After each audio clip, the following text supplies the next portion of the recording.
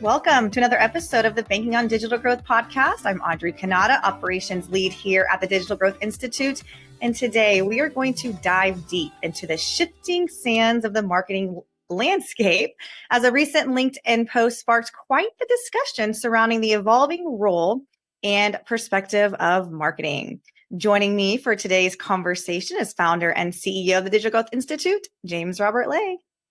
Hey, Audrey. Hello, James Robert. Welcome. You know, this is a good discussion because that post that you're mentioning here is it went, I would say, quote unquote viral. I think there was like 98 comments on it, 320 some odd likes, and 12 shares. So Yes. it did spark quite the discussion, but it's been something that I've been thinking about a while for myself now, about this evolving role of marketing, particularly as we're moving into the age of AI. Yes, it definitely, I think you texted me on Thursday. Was it Thursday when it was posted? I think so. And you were like, this thread is on fire emoji. And I hopped over right away and took a look at it. And yes, it was quite the discussion. And I am excited to get into that today because we have been talking so much about the evolving role of marketing and whether or not marketing has a marketing problem. Yeah.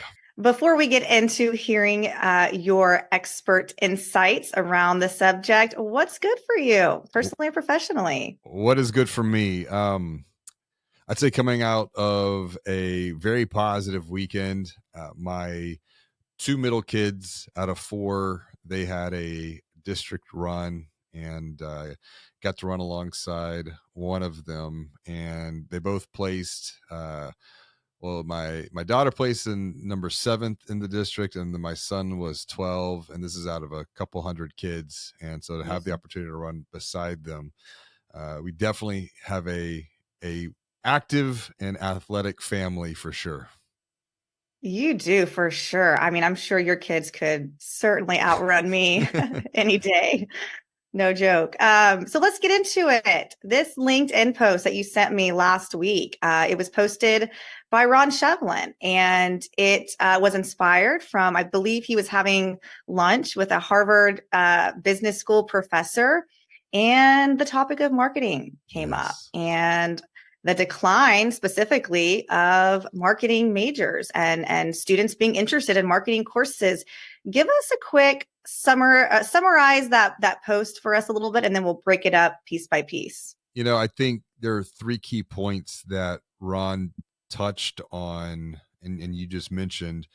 Marketing is in a decline at an academic level.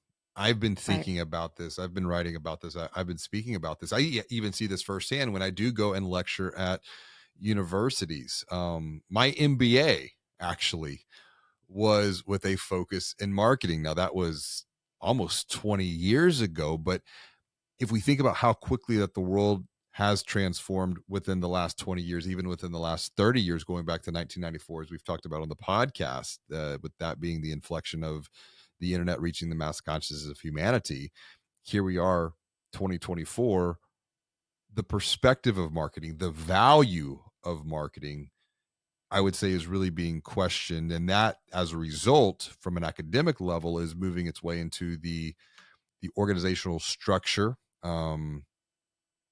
Because marketing is the question of marketing, I would say the value of marketing is being questioned. Boards, CEOs, CFOs, why do we have this to begin with in the first place? Furthermore, it's very hard for marketing to gain traction within an organization when you consider the fact that the average tenure of a CMO is 18 months. That's a year and a half. I mean, if you go in, you're going to take the first 90 days to just gain a sense of perspective, go on a listening tour. Well, you've got 12 to 15 months after that to, start making some progress. But really, and this is what Ron touched on, it's what I've been talking about. Marketing, and I'm going to quote Ron, marketing isn't doing a good job of marketing itself. And that's what I have been saying. And we've talked about this before on the podcast, this conflict, this tension between CMO and CEO. And even if your financial brand doesn't have a CMO per se, we can say SVP, VP, etc. Hmm. And so what we're seeing and observing firsthand, however, is not only marketing having a marketing problem within their organization, marketing teams are getting tired, they are getting burned out, they are frustrated. Um, and as a result, we are seeing marketing leaders leave the industry and seeking quote unquote greener pastures elsewhere. Yeah, 100%. So let's bring it back. You mentioned there was three main points, and let's just start at the first one. The decline of marketing in academia. Mm. Where's the interest being lost? I mean, students aren't thinking that it's worth their time, their effort to enroll in these courses. I think one of the comments in the LinkedIn post was talking about changing the naming structures on some of these marketing classes is actually influencing more people to join because it's not coming across as marketing.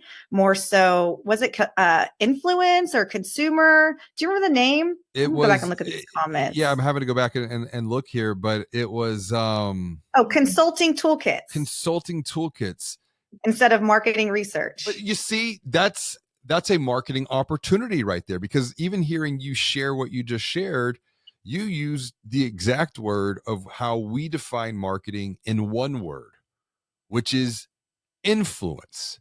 And Right. that simple change of verbiage, which is really communication, changes the perception of what someone attending this class would receive. So instead of it being called marketing research, yawn, Yeah, right. boring, it's now being framed as consulting toolkits. Yeah, words have power too. And I think, when I think of consulting, I think expert. Mm-hmm. Um, when I hear toolkits, I'm walking away with something. Marketing research, you're right, yawn, boring And I think and vague. very and that idea of vagueness, what is really happening is that there's a lack of clarity into the value that I'm going to receive by attending one of these classes.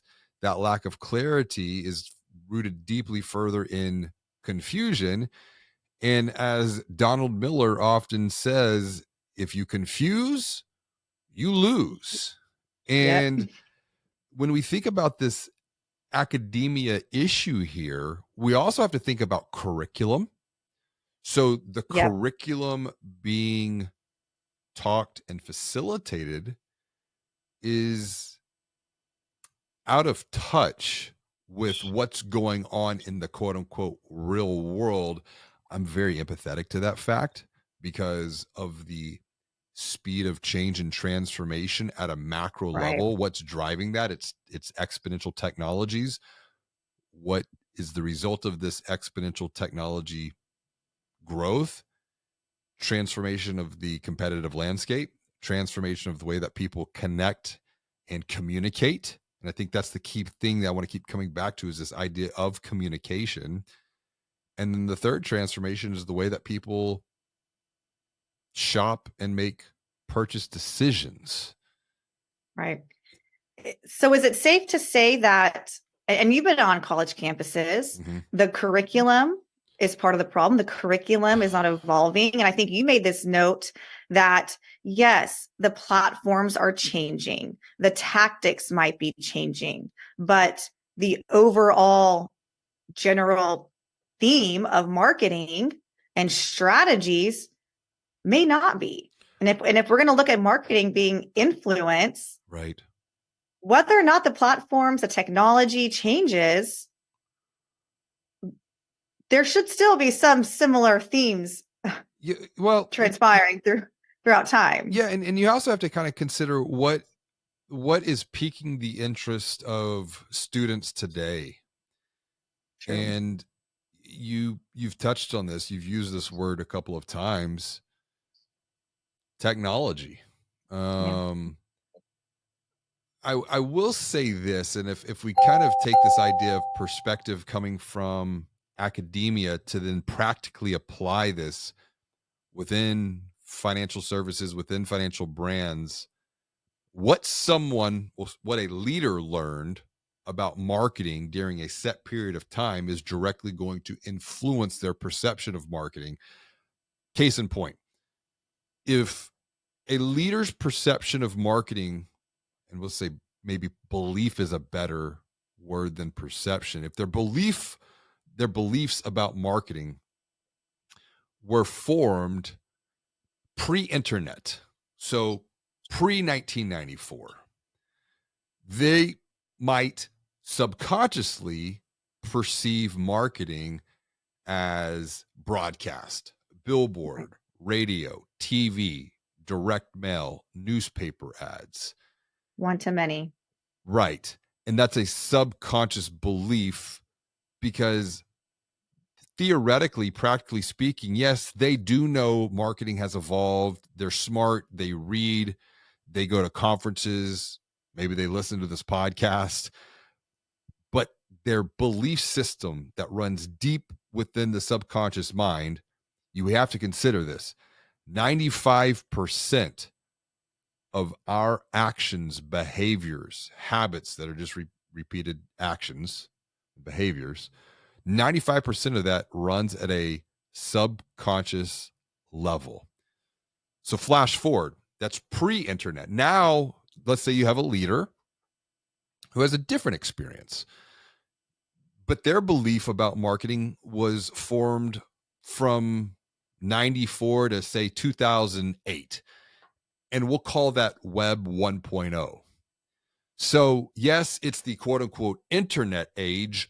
However, from my experience, that belief system and structure about marketing, that perception about marketing, is still informed by traditional broadcast methodologies, one to many, except now it's not billboards, it's rotating banner ads on a website's homepage. Right. It's mass email out to account holders.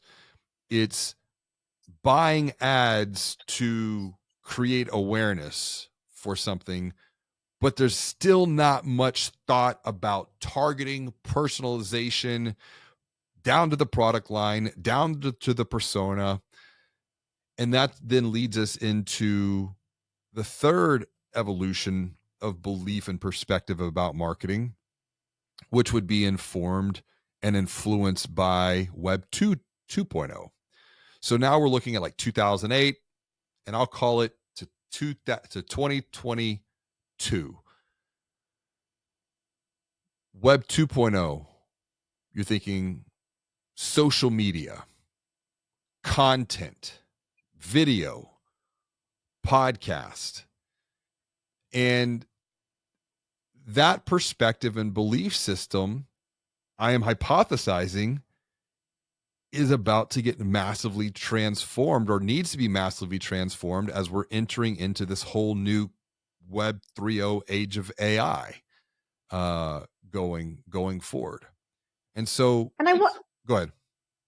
so I wonder how much of this is because marketing has just changed so Uh, rapidly in the last couple decades, and this college courses or whatever just maybe can't quite keep up. If you think about, traditionally who's going to be a college professor, it's someone who has years and years of experience and can bring that. Well, that's not happening because we're all learning, literally learning in real time, and maybe college campuses aren't the place to go to get your education on oh, marketing and modern marketing strategies. I don't know. I'm going to throw that out there.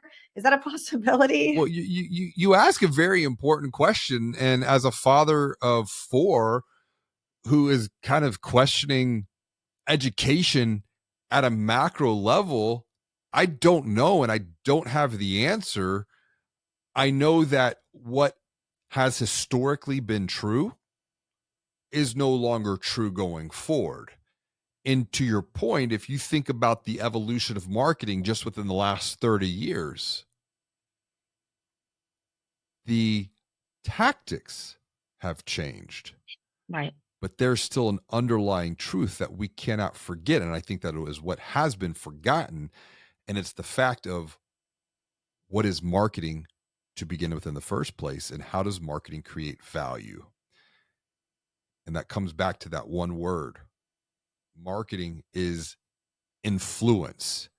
The problem is when we work with a financial brand and we guide them through the banking on digital growth program, and then we do a digital growth blueprint and a diagnostic with them, and we ask the marketing team and we ask other key stakeholders, what is marketing to you in one word? And the responses come back: ads, email, social media, content.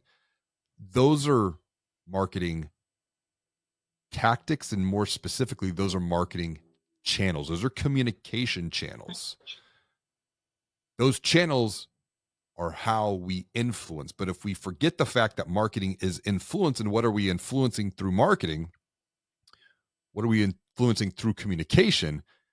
It is the beliefs that people have about our brand.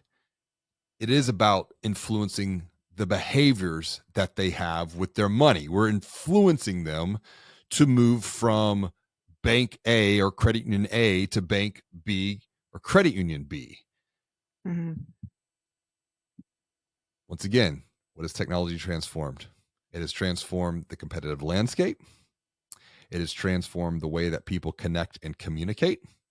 It has transformed the way that people shop, buy, consume. And it has happened at such an exponential pace that the tactics have changed, yes, but we cannot forget the core foundations. And I think that as we keep moving forward into this age of AI, maybe we need to come back to the basics of marketing to begin with in the first place. Because AI is going to multiply whatever we have. AI is going to multiply. If we have a strong foundation, if we have a strong marketing strategy rooted in influence, communication, then absolutely AI can amplify that and provide additional capability and clarity to the marketplace to differentiate. But if we do not have a strong foundational marketing strategy built on influencing beliefs, perception, behaviors, habits, and if all we're doing is communicating the same commoditized rates and service that we always have and that everyone always is still communicating now, well, of course we can question, well, what's the value of marketing? And Yeah. AI is just going to amplify that. Yeah. So I want to jump now to point number 3, because I think this actually ties in really well. So there is maybe a rewiring, mindset shift when it comes to marketing. You're saying going back to the foundations, the basics, establishing, this idea of influence. Well, James Robert, that's going to take some time. That's going to take dedication to step away from your day-to-day job to spend time to learn, to think, to reflect, to shift your thinking and your systems. But like I believe it was John Huntinghouse, he Yes. commented on the post, and I love this. I mean, I don't love it, but it was worded so great. Marketers don't starve, we drown. Mm.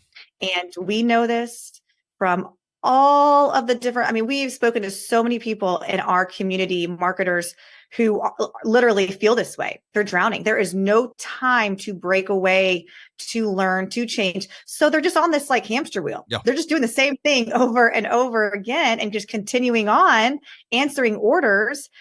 What do you say? What is your advice then? Well, that Because it's going to take time well, to that's break where away. absolutely, and that's where I say like all hope is not lost because I mean Yeah.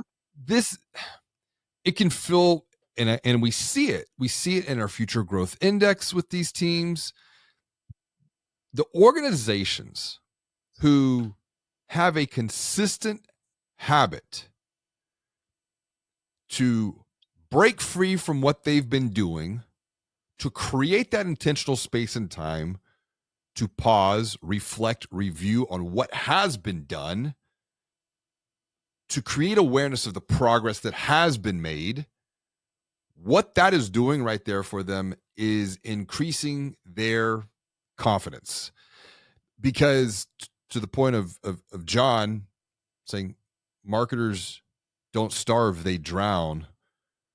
When you are fulfilling the last minute demands of different business line leaders day in and day out, you are on a hamster wheel and you will get tired and you will get burned out unless you create the space to pause and to review, to reflect, because that's how you measure progress. Otherwise, you're always looking at this future horizon line, and it's like my kids in a car. Dad, are we there yet? No, but look at how far we've come. And it's a Yeah. reframing, to your point, rewiring of the way we think, the way that we operate. The second point, when I think about these teams and these organizations going through the 90-day growth method, first they review, they reflect, then they're learning. They're continuously expanding their capability. They're gaining new skills. They're curious. They're they're going back to kindergarten.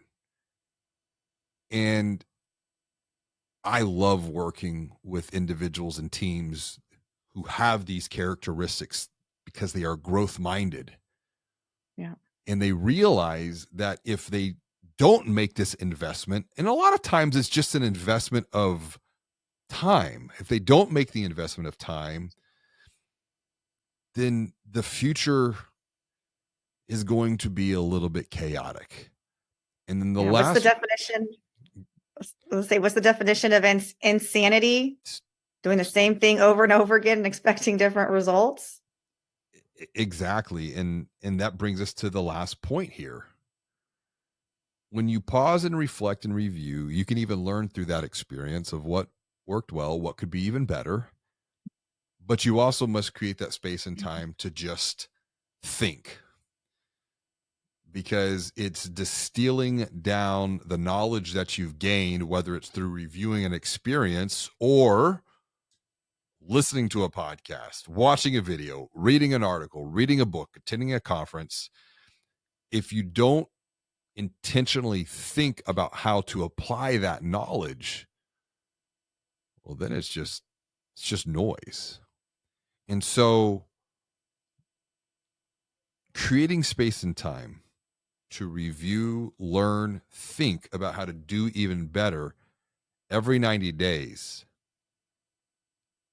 I have seen it time and time again. It guarantees a team and an organization will really make exponential leaps in their personal, their professional growth, their marketing growth, their lead gen, their lead nurture, their loan growth, their deposit growth. It really is all interconnected. And I think the irony of it is it has nothing to do with what a lot of people are thinking about right now, which is technology. Yeah, very true. So let's kind of back this up and then we'll take it to the third and final point. So marketing, we've kind of redefined the meaning the perception. And now let's say we brought this to our team and our marketing team, and we have taken the time to step away, to learn, to think, to review, to do things even better.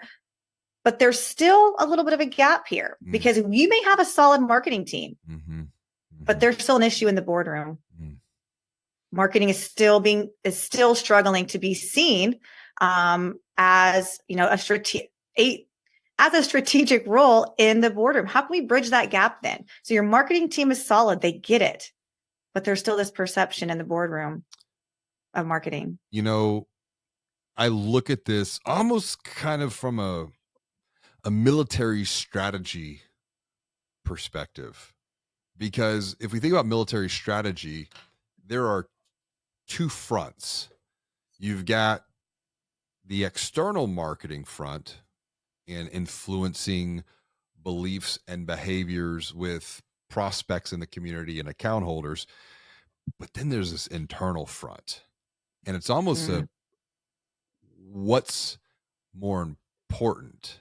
And I would say maybe it's the internal front is more important, because if we do not gain the trust, and that's the key word, if we do not gain the trust in the boardroom, marketing will continue to be perceived as a glorified in-house Kinko's there to serve the last minute demands of business lines internally. And as I've mentioned before, and I've written about, kids that play with paint and crayons. And we've heard that. You've heard this. Like that's how others perceive marketing teams within the organizations. And I'm very empathetic to this fact. Yeah, exactly. I'm very empathetic to this fact because I was interviewed for an article by the Financial Brand, and the title of the article was "Why Banks Are Saying Goodbye to the CMO." And I would say my only critique to the article was they didn't interview a CMO at a bank for the article, but it was one of these, like, I understand maybe why they interviewed a couple of other people, but there was some very specific research here that came from a firm named Boathouse. And what they found is 3 in 10 chief executives gave their marketing teams a rating of above average. I don't like the way that that's framed. I would put this another way. 7 out of 10 executives gave their marketing teams a rating of below average. Only about half the CEOs survey rated their marketing capability as best in class, and quote, demonstrating a real lack of trust in marketing department's ability to drive revenue.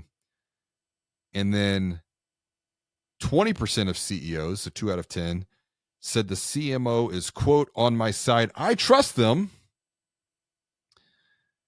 Now, we have to consider this research was done September and October of 2023. Oh, okay. Whenever I wrote Banking on Digital Growth, I looked at some similar research that was done by the 4A's group. And context of time, that research was from around like 2019 time period. And what I found back then is 8 out of 10 CEOs don't trust marketers. About 8 out of 10 CEOs said that they would like marketers to focus on tracking KPIs. They believe that 7 to 8 out of 10 marketers are using the wrong KPIs to track and prove ROI. And then 8 to 9 out of 10 marketers mistake, and this is the key, they mistake engagement for conversion. We see that exact same thing through the work that we do with financial brand marketing teams, because, oh, they clicked on the call to action. Let's chalk that up for a conversion. Yeah. Success. So engagement does not equal conversion. And so it all comes down to this one word. It's trust. And really, if you think about marketing, tying it back to this idea of influence, Marketing is really just about change management. And I think the question is how do you transform people's beliefs first? It Before you even change their behavior, you have to change their belief. And the first step is you have to get them to trust you. And how do you get to someone to trust you? Well, you have to continually communicate clarity to them by making what I've said before, by making these micro deposits into the trust fund that sits between their ears. And how do you make these micro deposits? You share your thoughts, your ideas, your insights, your expertise as a marketing leader to other leaders within the organization so that you can provide them with clarity to guide them beyond the confusion and the conflict that they might have about marketing.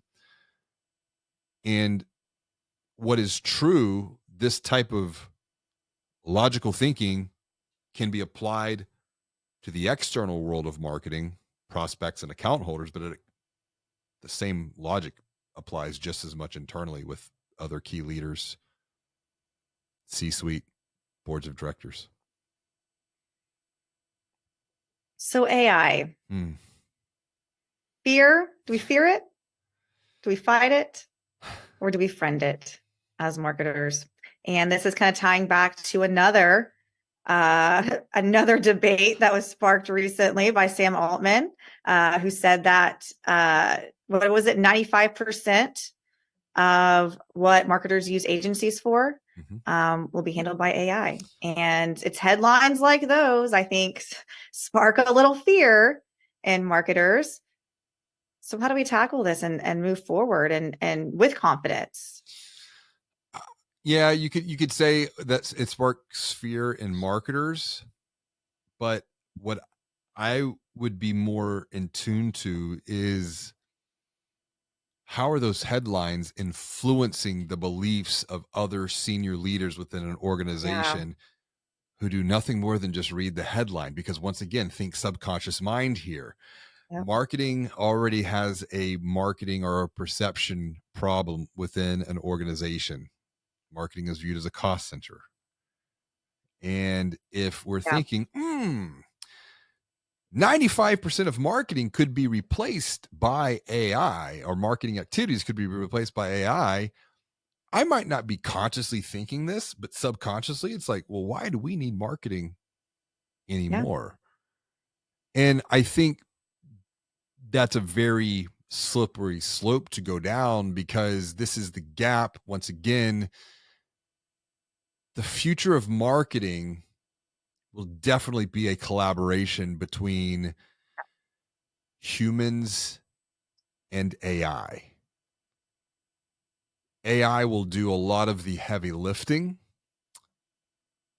but people will provide the contextual perspective of the human condition. Right. And one of the elements of the human condition is indeed fear. And your question, do we fear it? Do we fight it? Do we friend it? We have to be very aware of our own beliefs because the human condition, when something new is introduced, is to typically fear it. Yep. And then You're we the have to, unknown. exactly. And then we have to, well, why? Why? What's making me uncomfortable here? We could fight it. And that's, once again, that's another natural human response to change. Yeah. I want to fight for what I believe to be true, and I will fight for what I believe to be true, even though philosophically I know what used to be true is no longer true. But I will take that my belief, I will ride that down to the bottom of the ocean, just like a sinking Titanic, because it's what I know and it's what I cling to. This is where you and we've done a lot of work on this as individuals. Yes. You got to let go to grow.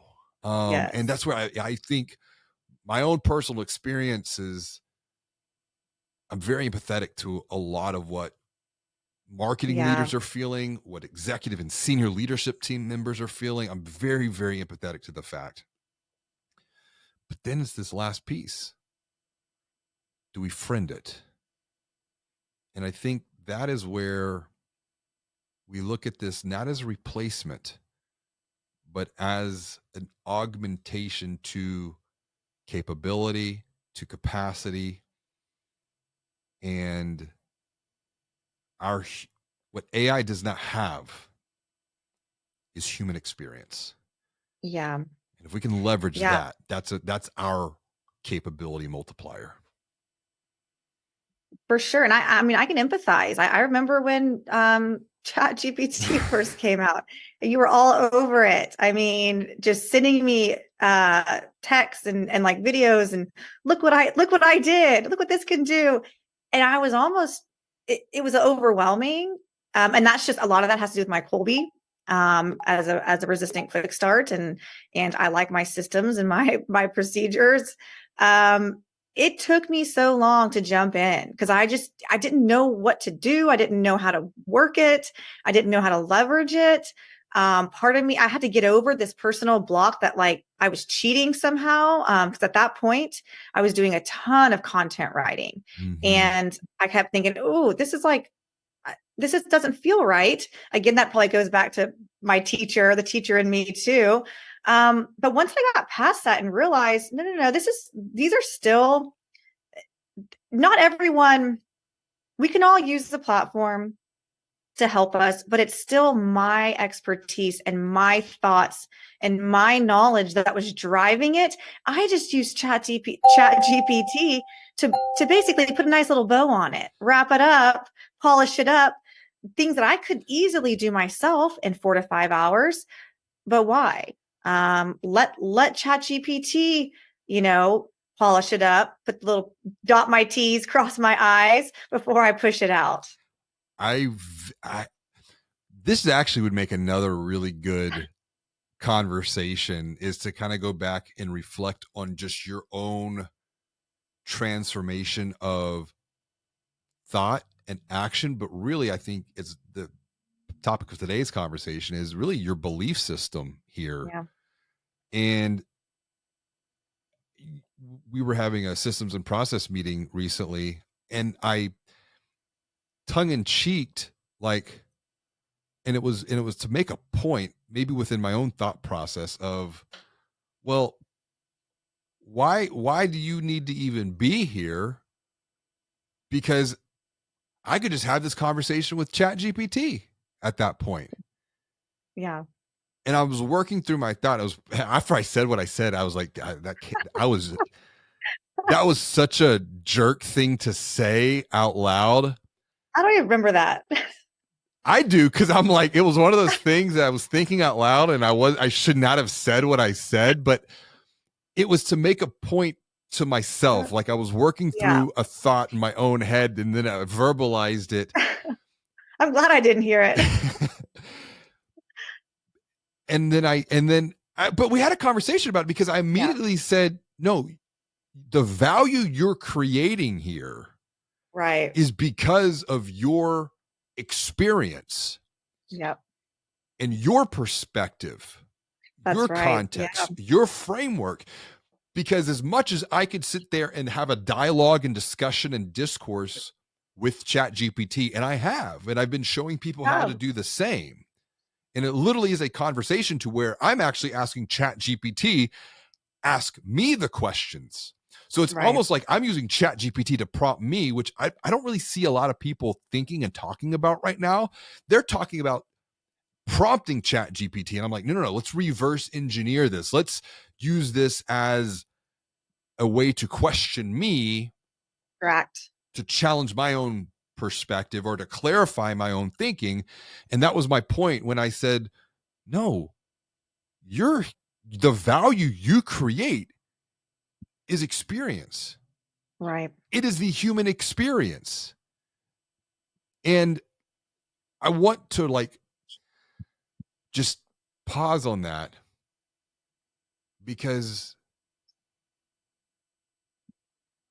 that's what we have. That is Yeah. our human experience is our exponential multiplier.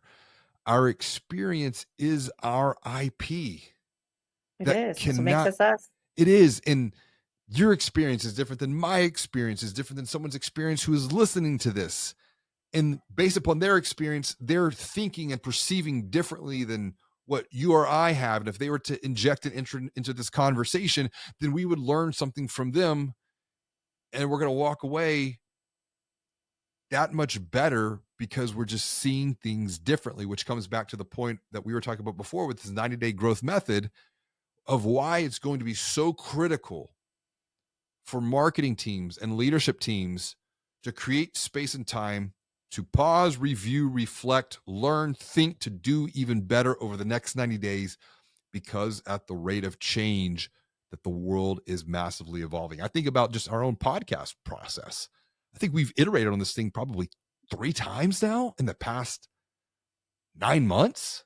Small, Yes. small incremental changes, but as the AI continues to evolve, we're seeing new capabilities that could allow us to be the best. And the best is an acronym that we teach here, which is better. Take something that's good, make it great. The E is efficient.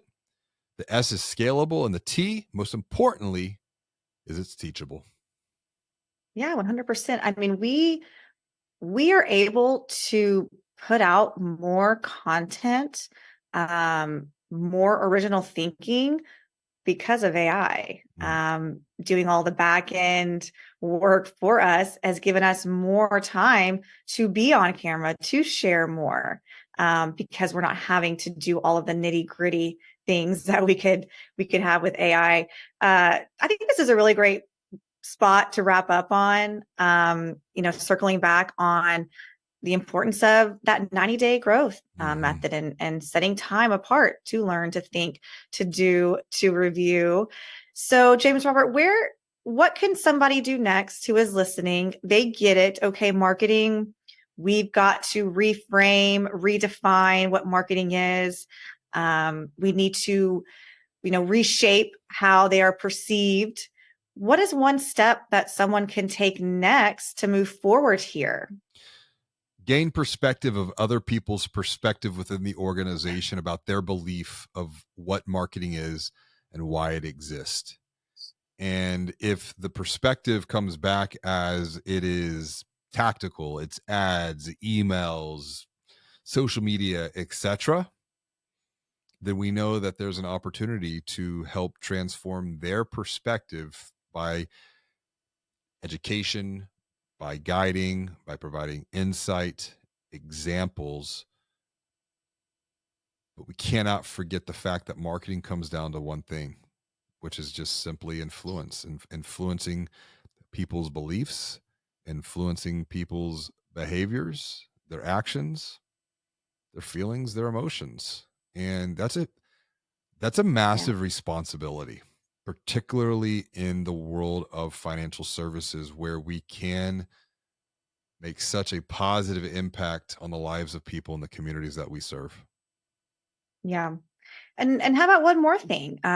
Right now, I mean, after we soft launched our digital growth community, we have quite a few marketers in there. Mm. Can they invite somebody? Can they invite someone in the C-suite? Invite their executive team to join the community to help learn alongside each other and understand kind of this common language? The team that learns together grows together. And we've heard this idea of establishing a common language for growth. That I'll never forget that. That was Tiffany over at Centir.